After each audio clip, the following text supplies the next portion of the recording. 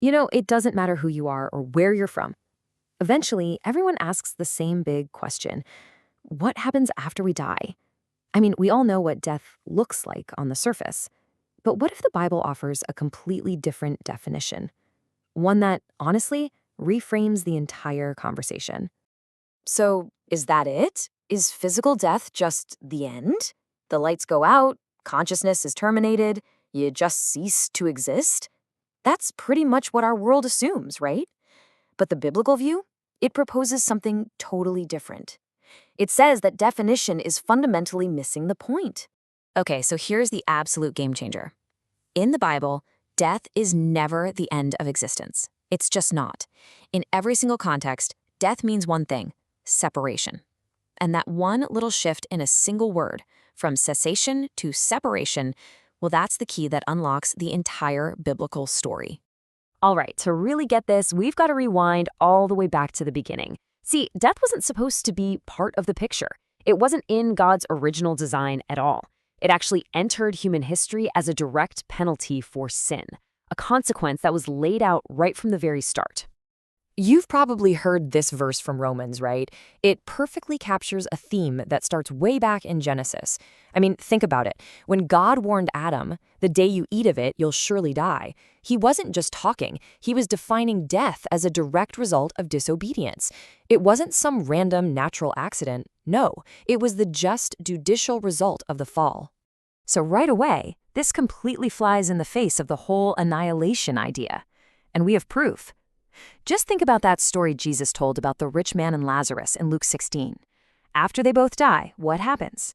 They're both fully conscious. They have their memories, they can talk. It's powerful proof that physical death isn't the end of who you are. It's simply a separation.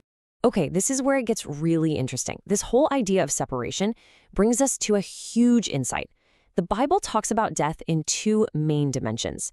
It's not just a single thing that happens. It's actually two different kinds of separation that, well, all of humanity has to deal with.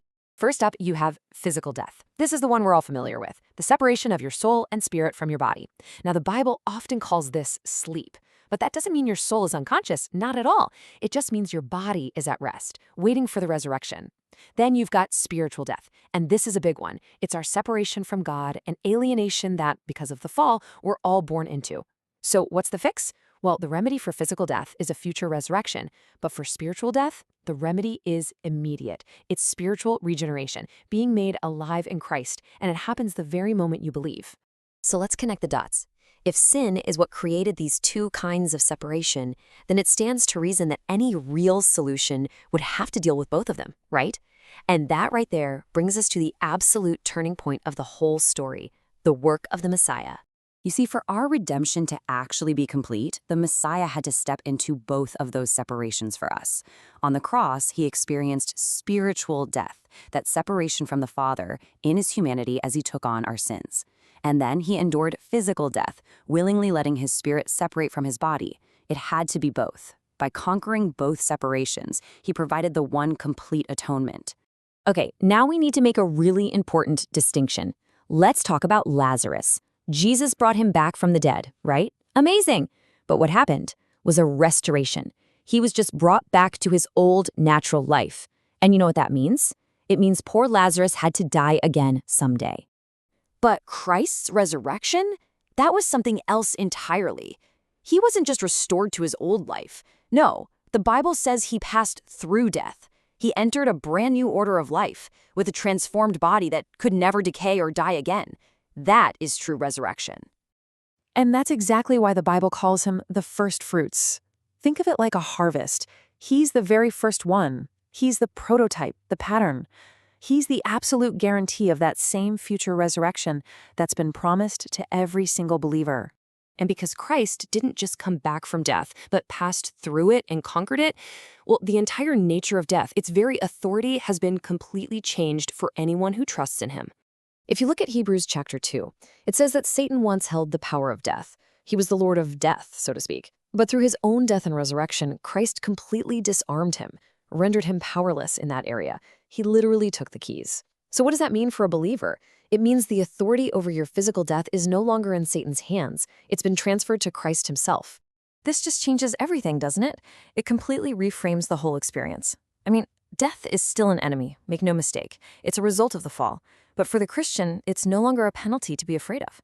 It's been consecrated. It's been transformed into a sacred doorway that leads you directly into the presence of God.